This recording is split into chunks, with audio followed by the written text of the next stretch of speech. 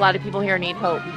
And I think that's what we bring when we come here, that, hope for a better day, that, just keep hope alive. This one is a different situation. This is the one where we're going to have the kids that have AIDS, but then the ones that... The town, right? Yes. Yeah.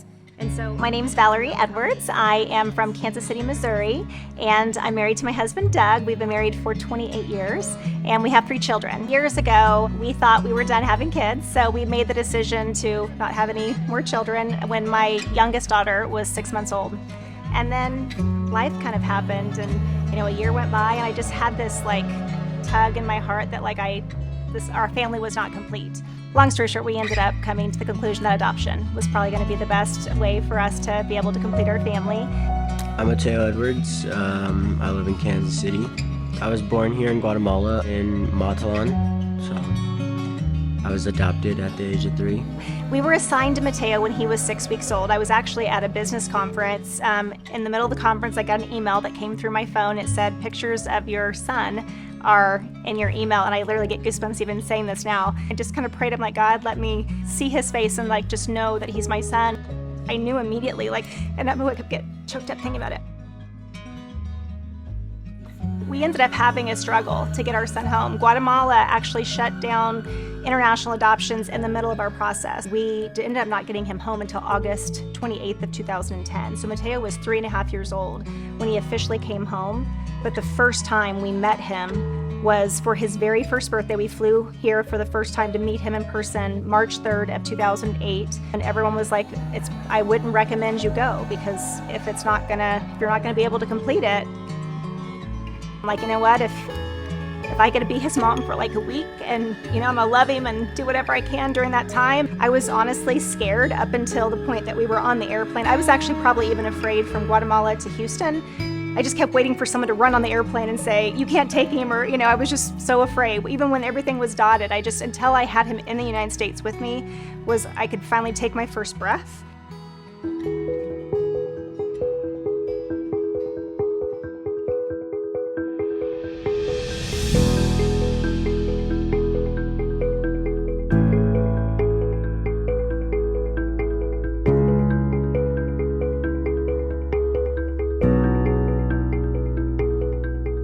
If I would have had a perfect adoption, I think I probably would have been like a lot of other adoptive parents. I'd go to the home country, pick up my child, bring them home. That's what I thought. And maybe someday we bring him back to Guatemala to see his home country. But because I had to travel so often to see him on all those trips, I got to know the other kids at the orphanage, and I knew that those kids were not going to have homes like Mateo was going to get to come home to. So I wanted to do something, and you see a need, and you feel like, okay, I'm in this situation, I get to bring my son home. So I felt responsible, I needed to do something to help. People would ask me are you building houses? Are you digging wells? What are you doing over there? And I'm like, we just go and love all over the babies and, provide them with things that they're needing. And it's kind of like a mission of love. This is my 9th trip to Guatemala, and it's very significant because we got to gift this beautiful family with a home. My brother passed away when he was only 28 years old, and he did not have children of his own.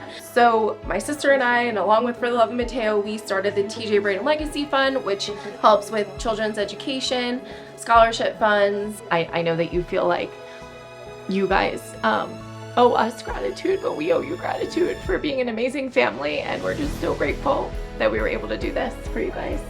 But really, you guys are helping us so much to help the memory of our brother live on. You can't just go once and see it and experience what we did and say, I'm done. There were, again, another tug on my heart that I'm supposed to do something more here. And so now we have over 13 outreach projects that we support on a regular basis. Esperanza Juvenil, it's a boarding school where these children in 3rd grade, they start in 3rd grade, and it will pay for them to go to school all the way through university. Because in Guatemala, the average girl will get a 3rd grade education. The average boy will get a 5th grade education. And so because of that, there's a lot of poverty. It's like these cycles of poverty, and nothing changes. My name is Kayla Parsons. I'm 18 years old. As a baby, I was adopted from Guatemala. I'm Angelina Corral. I'm 24. I was born in Guatemala and adopted at 8 months old. It was beautiful, but at the same time, it was painful because I could have been that girl who was here and my situation could have been the same. When you're young, like, you get teased about like little things. And one of the biggest things that I got teased about was, being adopted and not having a dad, and being raised by a single mother. I think, not wanting to necessarily like find out who like my birth parents were was just me trying to protect myself from the reality of what might have happened. It could have been an unwanted pregnancy. It could have been that she just couldn't afford to support. So I just didn't, want to figure out what the truth was. So the fact that this was a mission trip and the fact that we were going to an Alzheimer's Association orphanage, a center for women's health and care, I felt, okay, this is a calling. I was like, we can't miss out on this. I don't know, it's really nice to come back here and experience everything that I've experienced because it truly is an act of service. It's just like an act of love, and it's the most I can give. And I'm super grateful for even being put up for adoption because there's a lot of other ways that could have gone. So yeah. We have a home project. We call it the Home Project. We kind of started that ourselves. We actually will have homes built. Team members and supporters will go in together, fundraise, we'll pay for these homes, they build them.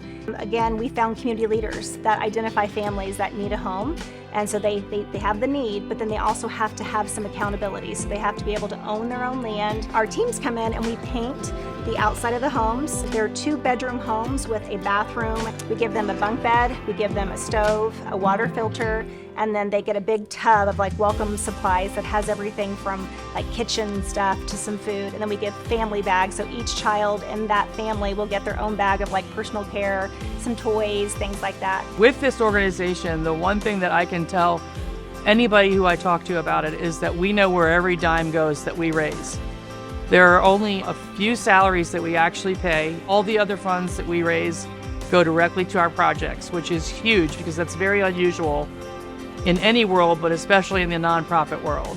We prefer to give people a hand up as opposed to a hand out.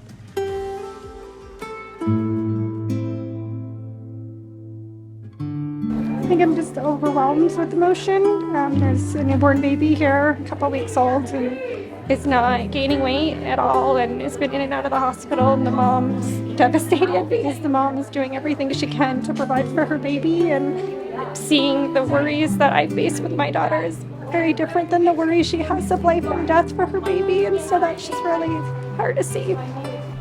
That's what we need, like, to survive as humans. We need love and we need relationships, and we need to know that we're cared for. We all have problems. Everybody has stuff going on in their life, but they always say if everybody put their problems in the center of the table, you'd gladly take your problems back. And when you come to a country like this, and you see how much need. It's not, the kids need to be hugged, they need to be loved on, they need money, of course, they need food, everybody needs everything, but most of all, everyone just needs a smile. Their smiles and laughs are universal, and just bringing that kind of joy to kids, it's my favorite thing. My name is Flortak. I am 19 years old, and I joined Esperanza Juvenil program in 2015 when I was 9 years old. And 2 years ago, I graduated from high school, and now I have a scholarship to study in the United States. I think that education can change our lives, and maybe I am an example of that.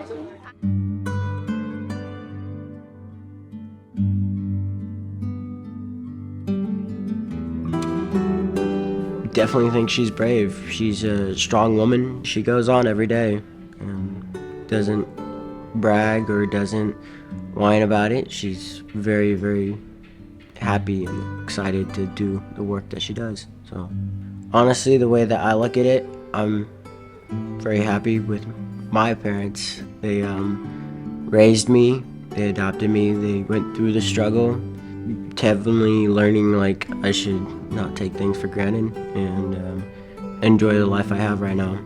Because if I weren't to have been adopted, I would have been in a lot of situations that we see every day here. So you can't always control what happens to you, but you can control what you do with what happens to you. And I hope that maybe someone would maybe like look at their situation differently, maybe be a little bit more humbled by the problems that they think they're struggling with when they see what true poverty is or true heartache is. Or maybe they'd be moved to like go do something in their own community. Maybe they've always wanted to like, you know, start a nonprofit or give to the homeless or whatever in their communities, and maybe they'll be moved to do something there. So kind of twofold, yeah.